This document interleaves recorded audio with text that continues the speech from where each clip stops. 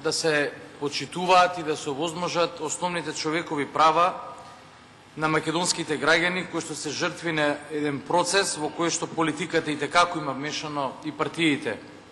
Партијата на власт особено, и ќе го докажам тоа, прсти, бараме начин за преживување екзистенција на една сериозна бројка на луѓе кои што во овој момент се пред собранието, обезбедени со броен кордон на тешко вооружени специјални единици на Министерството за внатрешни работи. Пред да влезам во собранието ги видов и пред вратата, не им е дозволено дури ни да влезат физички, како представници на Сдруженијето во ова собрание. Во ова собрание може да влезе било кој сака, најчесто тој што нема местото овде, но народот не може да влезе. А владата за 2-3 дена ќе организира акција црвен тепих за граѓаните. Кој црвен, кој црн тепих за граѓаните, кога овие луѓе не може да влезат во собранието, каде што се нивните представници за кои што тие гласале, без разлика дали се тие во власт или во опозицијата. И велам за жал, трагично е, жално е, па не може да се најде веќе нормален човечки збор за ова што се случува и судбината, со судбината на овие луѓе. На кого да објасниме ние? И дали е тоа потребно е веќе прашањето? На пратениците од власта кои што денеска или не се во сала или читаат напишани реплики за историската улога на СДСМ во минатото. Ја не сум сретнал човек кој што може да преживее со муабет за вчера. Ако вие ги побиете основните физички закони во светот, сите од ВМРО-ДПМН пратеници пратенички, кандидирајте се за Нобелова награда. Сите до еден зборите за вчера. И ако сакам да се спуштам на тоа ниво, што треба да ви кажам, колеги и колешки, за тоа што јавноста не е цела, бидејќи има многу луѓе кои што се млади и не се сеќаваат или не учествувале во тие работи, ама фактите се евидентни. Да ве подсетам дека законот за приватизација беше предложен од страна на владата на Никола Кјусев. За тоа ли да ве подсетам? Вашиот врвен представник. Да ве подсетам дека во Македонија немаше само приватизација. Имаше и реприватизација или доприватизација. Како сакате, не сакам да звучам економски, но народно тоа да го искажам. И тоа е токму периодот од 1998 до 2002 година, кога уделите на преостанатите фирми, а најмногу на сите, се продава од 3 до 3,5 по теркот, тертипот или како сакате методологијата на Никола Груевски во Агенцијата за приватизација. Па тогаш за 1 евро или со дисконт од 99% од некоја вредност се купуваат тие удели и се менуваше собственичката структура. Еден куп ваши тогаш и поранешни пратеници, членови на раководство на ВМРО-ДПМН и така натаму станаа газди. Дали да ви зборам, и веќе мислам дека е непотребно и мачно, дека Никола Груевски не направи 7000 стечајци колку што своевидно баравме и сега за жал тој број се намалува, бидејќи луѓето умираат. Тој направи многу повеќе стечајци само со еден подпис, со ФЕСА 2 аранжманот. 30.000 со еден подпис. Цели фабрики во Куманово, во Велес, во Пробишти, во Штип, во Радовиш, во Струмица, во Гостивар, во Охрид. Сме ги ределе. Список е тоа, го има, табела е. На интернет објавена, сите ја знаат. Стои доле подписот не на Игор Ивановски, на Никола Груевски. Со тој подпис се официализираше стечениот статус на овие работници. И се клучното прашање е што чаре треба да се најде за овие луѓе? 8 години сте на власт. Кој е најдолгиот премиерот со најдолг стаж во оваа држава? Никола Груевски.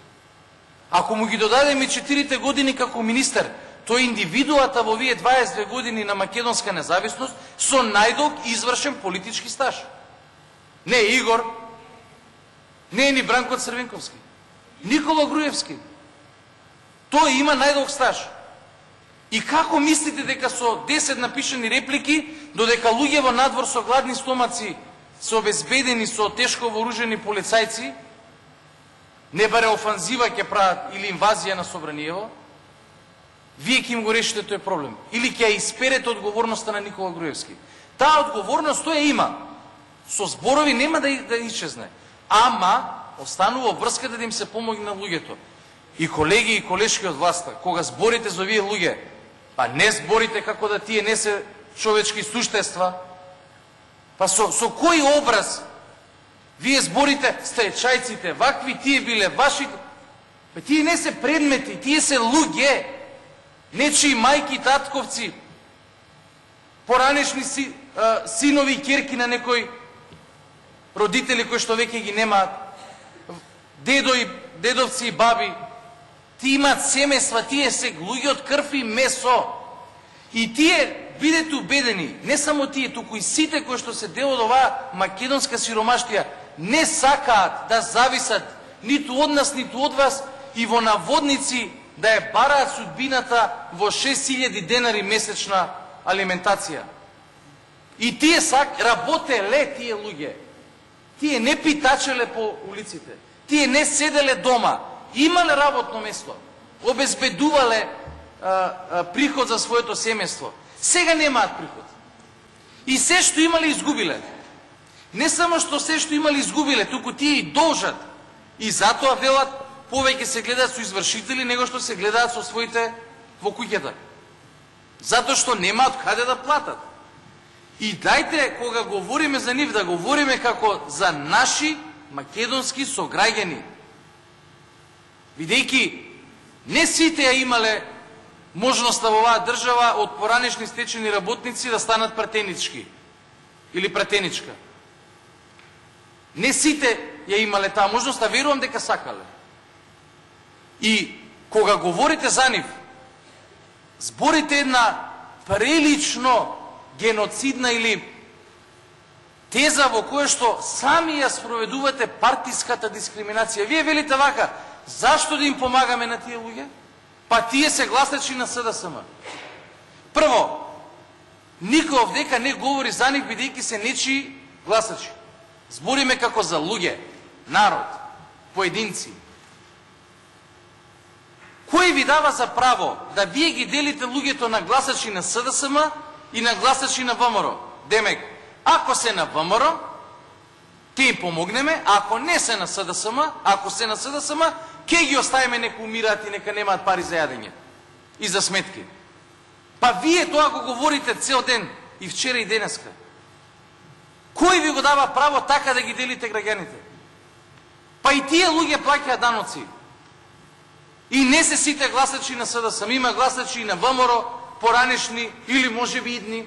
И ако ви е цело време во главата таа партиска матрица, пуста матрица, само за ВМРО да се расправало, нит збор ни за државата, ни за народот, еве направите како што тоа го направи за Жал Груевски лажно 2008 година, викнете ги во Жена парк, борец, поранешен, спроти собрание, и излезете, сликайте се со нив, нека удри Груевски мур на решението, не мора ние да сме, собранието.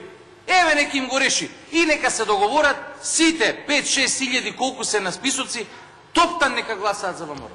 Ама шуќур да им го решите проблемот. Еве нека договорете се, нека гласаат за вас. Ако ви е тоа клучниот и пресуден аргумент да им помогнеме, сите нека бидат за ВМРО. Никој од нас нема да рече проблем. Дека е тоа. Најмалиот проблем е дали тие луѓе и за кого гласаат. Проблемот е што тие не живеат добро или не живеат, поточно речено, никако. И јас слушам и не ми се верува активните мерки за вработување, имале трансфери преку буџетот, па нели гледате дека нивната судбина е уште еден показател за поразот на економските политики и социјални на оваа влада. Па санким да функционираат тие политики, овие луѓе нешто ќе работеа, немаше да чекаат на закон за да имаат обештетување до пензија. Па кај се тие активни мерки? Ги викнал ли некој тие стечени поранешни работници кои што работеле во кожарска, во чевларска, во текстилна, во преработувачка индустрија, да им понуди работно место?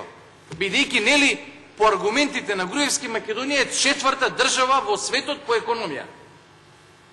Ги викнал ли некој? Никој не ги викнал. Сте им понудили ли работно место? Не сте им понудили. Па што им давате? Воздух, не бидејќи од Господ и од природа. Толку е за нив. Воздух имаат само. И мака, и сметки, и долгови, и изгубено здравие. Нивно и на нивните семејства. Ако веќе сакате така да говориме, јас не сакам.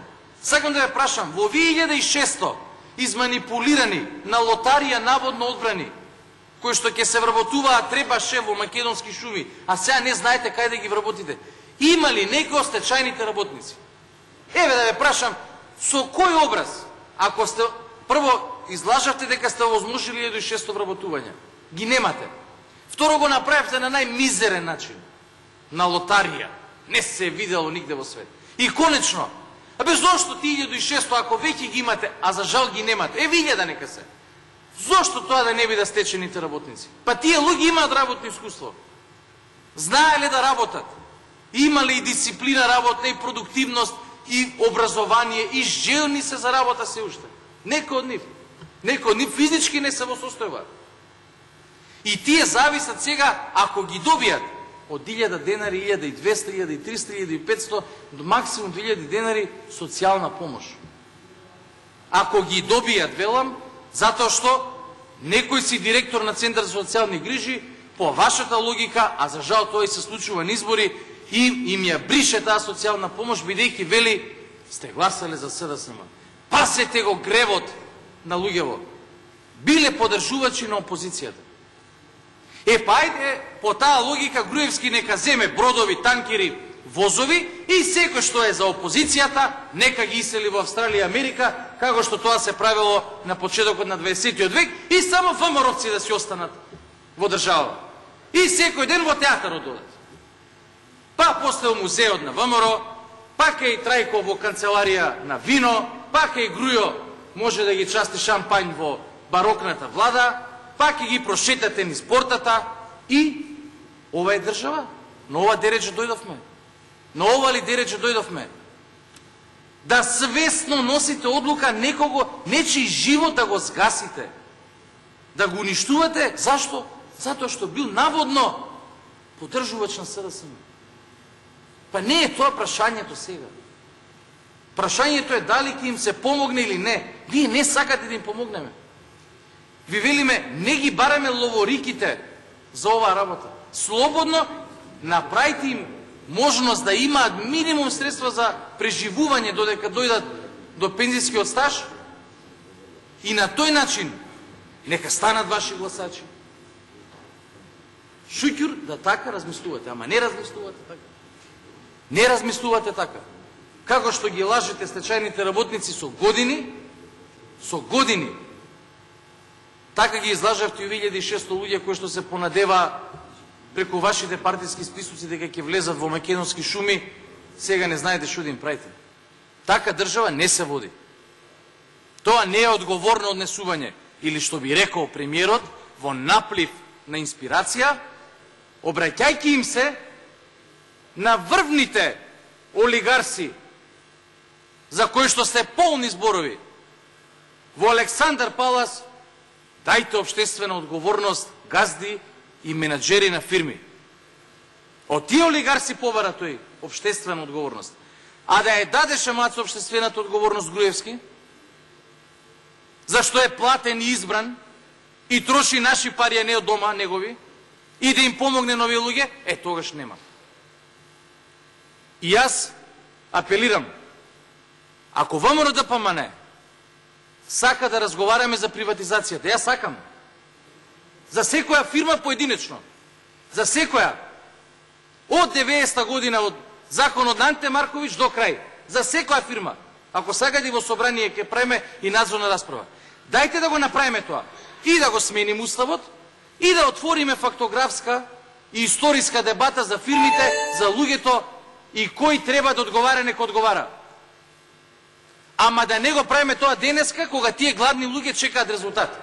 На посебна седница да ги расчистиме што се вели сметките. И пред народот ќе излеземе со тие чисти сметки. Благодарам. Меѓувреме, да гласаме да им дадеме минимум живот. Благодарам.